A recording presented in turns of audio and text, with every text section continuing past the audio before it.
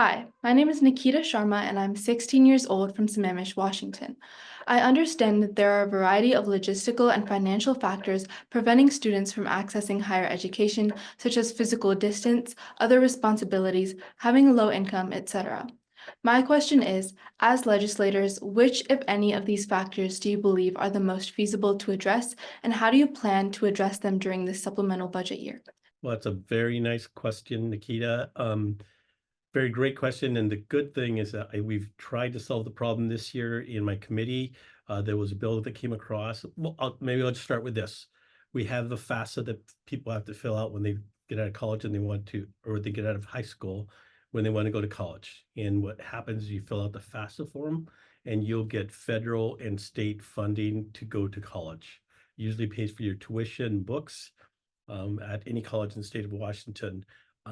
But what happens in our state is not a lot of people fill out that FAFSA. We're like 47th in the nation as to kids or students that fill out the FAFSA. So a lot of kids that do want to go to college don't figure out how to fill it out or have issues with it, so they don't fill it out and they don't go to college. So this year we have a bill that basically will get information from a different program that shows how much students' parents make.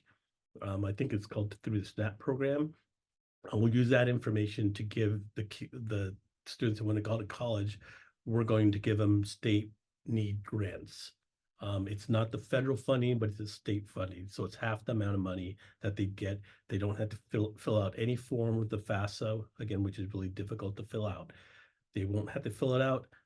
It'd be an automatic funding for the kid, for the student that wants to go to college. They'll know they have the funding in place.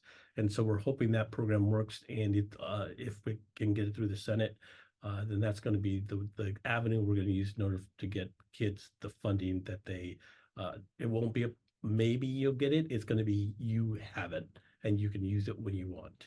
So that's what we're hoping to change. Hi, thank you so much for your question. We need to remove barriers to help people access higher education. We know that 70% of really great jobs require a degree or credential of some kind.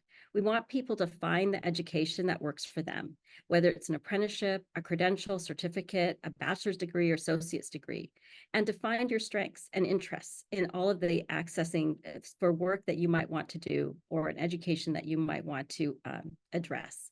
So what are these types of barriers? Well, we know that high tuition and low wages and inadequate financial aid systems are one barrier. So we're looking at that with the Washington College Grant. We have a very generous college grant, and we know that a lot of people don't know about it. So we're trying to get that information out to students, not only in high school, but also to adults and those who are out in the community that are trying to change the job that they're in right now. What about lack of childcare, transportation, or food? Access to food. We know that there's a lot of food pantries on college campuses, and we're trying to give students more dollars in their bridge grants with the college grants so that they can actually access food. And we're trying to find pathways for them to build those systems so that they can actually request financial aid for food and for housing. What about navigating the admissions and financial aid processes? That can be really confusing. And if you come from a first-generation family and you don't have anyone to help you, that's really tough. So we're trying to find community resources, as well as the colleges are working with us and with businesses and with K-12 schools to try to find a way to make that smoother. But what about credentials? Like, so say I get an associate's degree, how do I know I can transfer to a college and get a bachelor's degree or do something different? So we're trying to look at the credential, we call credential transparency. So you can move from one certificate or credential or one institution to another. I think these are going to be helpful. And we're looking at all of these during the supplemental session, as well as in the larger session. So really appreciate your question and encourage you to weigh in and speak to your legislator about what things would be valuable for you.